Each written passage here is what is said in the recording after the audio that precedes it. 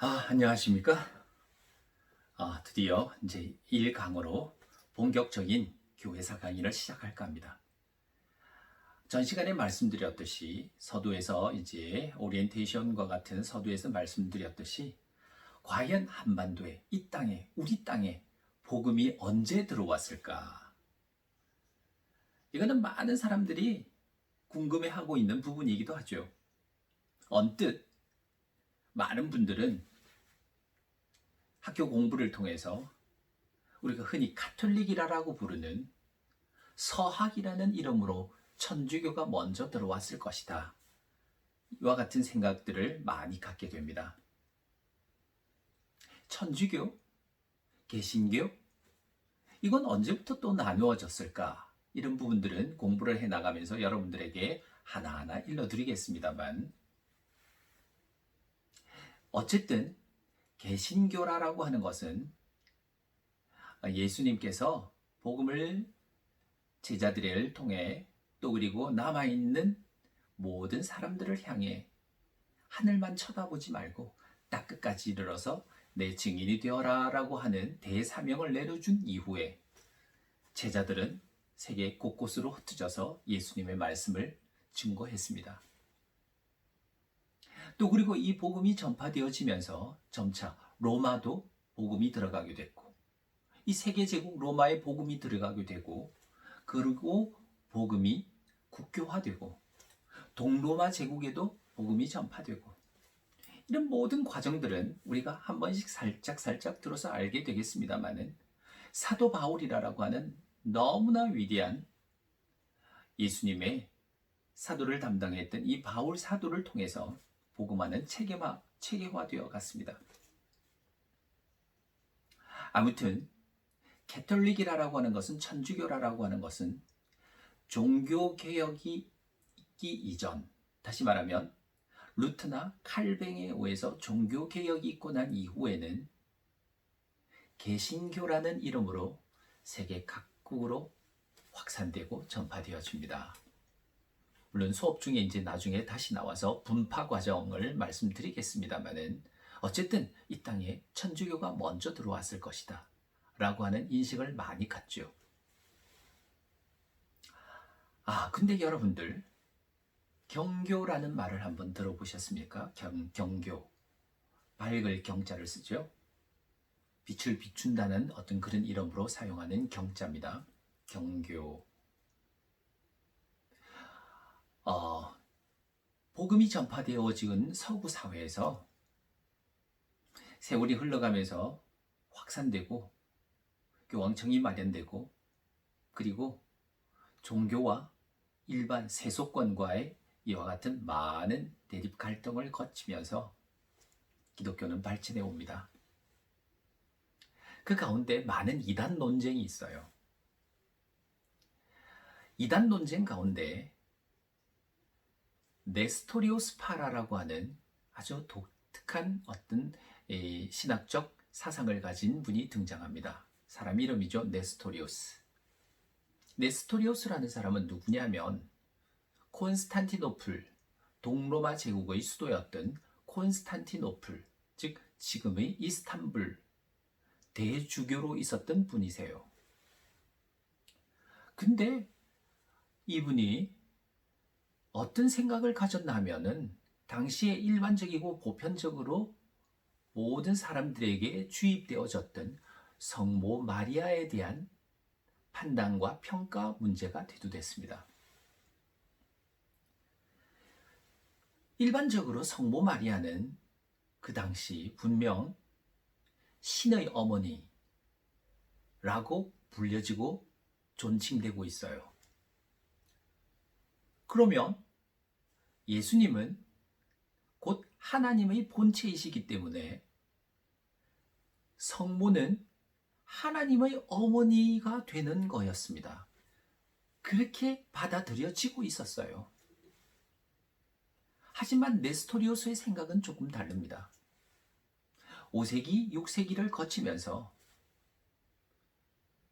기독교가 정말 반석 위에 탄탄하게 확보되고 있을 때, 이분은 아니다. 예수님은 분명 성모 마리아는 분명 예수님의 육신의 어머니였지. 그리고 예수님은 신성과 인성을 양성을 가졌다라고 하는 두 성정을 동시에 가지신 분이시지 라고 하는데 천착하게 돼요.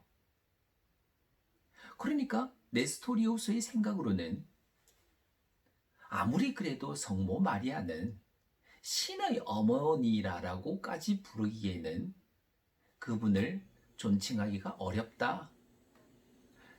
성모 마리아는 예수님의 어머니이시고 예수님이 양성을 가지셨지만 이는 엄연히 구분되어지는 내용이다 라고 하는 이성론을 내세우게 되었습니다. 그러니 이와 같은 네스토리우스파의 생각은 대단히 위험스럽다라고 생각한 것이죠. 당대. 그리하여 알렉산드리아, 이집트 알렉산드리아 주교 같은 경우에는 막 네스토리우스를 공격했습니다. 저건 이단이다. 그리하여 황제 이노센트 4세와 교황까지 이제는 에베소에서 모여서 공의회를 했습니다. 에베소 공의회. 그 에베소 공의회를 통해서 네스토리우스 사상을 이단으로 결정지었어요. 그러자 이 네스토리우스파를 지지하는 사람들은 이단으로 지목되고 박해를 견디다 못해서 페르시아 쪽으로 도망을 가고 이주해 갔습니다. 그 당시 페르시아에서는 이방 종교에 대체적으로 관대한 정책을 취하고 있을 때였기 때문에 그렇습니다. 그래서 페르시아 지역에 건너와 있던 이 네스토리우스파 기독교는 인도를 거쳐서 653년 7세기 중엽 무렵에 중국으로 들어가요. 그러면 7세기 중엽 중국은 무슨 시대였나 하면 바로 당나라였습니다. 동아시아에 있어서 당나라 문화, 특히 한자, 율령체제, 그리고 그 언어의 사상과 문화는 동아시아의 공통적인 문화라고 해도 과언이 아닐 정도로 당나라 장안은 세계 인종 전시장이라고 할 정도로 대단히 발전한 시대였고 나라였죠. 당나라에 들어가서 당나라에서는 여러 종교 중 하나로 받아들여지되 그 건전한 사상과 또 그리고 인간에 대한 존중의 정신 같은 것들은 중국인의 뇌리 속에 심지어는 황제에게까지도 건전한 종교다. 인간에게 빛을 주는 종교다. 그래서 경교라는 이름을 붙였습니다. 이게 경교예요. 서적에 보면 경교는 중국에서 대단히 발전했고 우리가 잘 아는 양귀비 현종, 당현종 무렵에는 국교화라고 부를 정도로까지 대단히 용성했습니다. 자, 이제 문제는 우리와의 관계가 여기에 있어요. 당나라와 밀접한 관계가 있었던 우리나라는 무슨 시대였습니까? 7세기니까 통일신라 시대예요. 통일신라 시대. 통일이 완전히 완성된 건 676년이었습니다. 백제가 660년에 멸망하고요. 그리고 고구려는 668년에 멸망하고 그리고 7년간의 전쟁을 통해서 676년, 7, 8년, 약 676년에 완전 통일을 이룩했습니다. 이게 통일신라였죠. 그러니까 당나라에서 경교가 굉장히 유행했을 때는 우리나라에는 통일신라 시대로 문제는 우리 통일신라와 당나라는 굉장히 교류가 밀접했었습니다. 인적 교류뿐만 아니죠. 최치원과 같은 사람 잘 아시지 않습니까? 중국 당나라에서는 지금도 채치원로라는 길이 있어요.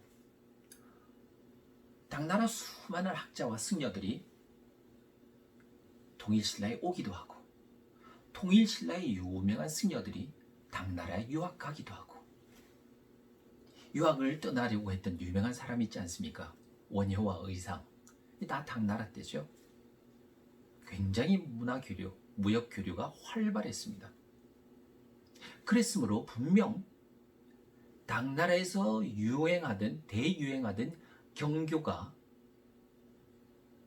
7세기, 8세기 무렵에 우리나라에 오지 않았을까라고 추리를 해봄직합니다. 이 부분에 있어서 우리나라의 경교가 분명히 전해졌다라고 생각한 분들이 많으세요. 가장 대표적인 교수 중에 한 분은, 목사님이자 교수 중에 한 분은 숭실대학교의 기독교 박물관을 설립했던 김양선 교수라는 분이세요. 지금도 숭실대학에 가면 경교를 증명할 수 있는 유물이 이것이다 라고 전시되어 있습니다. 뭐냐면 바로 돌십자가라는 것이에요. 한번 여러분들 잠깐 볼까요? 돌십자가 보이세요? 돌십자가. 돌십자가. 이거는 십자가가 요즘 우리가 생각하는 그런 십자가하고는 조금 다른 거리 각도가 완전 열십자에서 보이는 듯한 모양인데, 이게 불국사에서 발견됐습니다. 1956년 불국사 경내에서 돌십자가가 나왔어요. 뿐만 아닙니다. 관음보살상,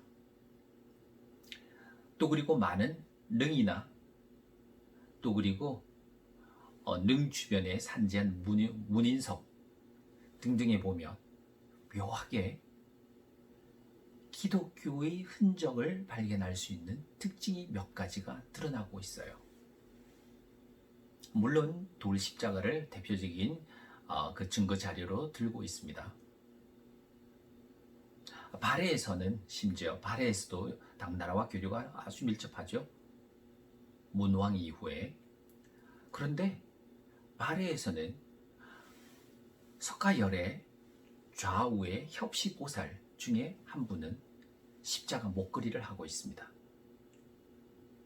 아무튼 이와 같은 내용들은 분명 당과 경교가 통일신라에까지 증거되었을 것이라 라고 재밌는 추리를 하고 있습니다. 재밌는 추리라고 하는 것은 실질적으로 나타낸 증거 자료는 없습니다. 조금 전에 여러분들에게 돌십자가를 이렇게 보여드렸는데요. 돌십자가 옆에 비문이 하나 이렇게 보이죠? 비문. 네. 이 비문은 대진 경교 대유행 비에 관한 그 중국에 있는 경교가 중국에서 대유행했음을 나타내고 그 전파 과정과 내력에 관해서 돌에다가 새겨놓은 비석입니다. 그런데 이 비석도 우리나라에 탁본이 되어서 전해져 내려와요. 이런 정도라면 경교가 통일신라에 당도하지 않았을까? 그렇게 본다면, 만약 그게 추리가 맞다면 한반도에 기독교가 전래되어진 것은 7세기까지 거슬러 올라갈 수 있다라고 하는 행복한 추리를 하는 것입니다. 역사는 추리는 없습니다. 사실의 기록이고 철저하게 유물유적이나 증거 자료에 의해서 말씀드릴 수밖에 없는데, 이런 여러 가지 자료와 내용들, 십자가 목걸이 이런 등등은 그 당시 상황으로 볼 때 경교가 한반도에 당도했으리라 라고 하는 이와 같은 행복하고도 재미있는 상상을 해볼 수는 있습니다. 분명한 건 증거는 없습니다. 증거 자료는, 기록은 없습니다만 충분히 유추는 가능하다. 자, 오늘은 경교까지 여러분들에게 말씀드렸습니다. 다음 시간은 이 땅에 경교 이후 껑충 뛰어넘어서 임진왜란 때 누구를 통해서 이 땅에 기독교 선교사가 왔던가? 아니면 혹시 또 그 이전에는 없었을까? 너무 건너뛰어지잖아요.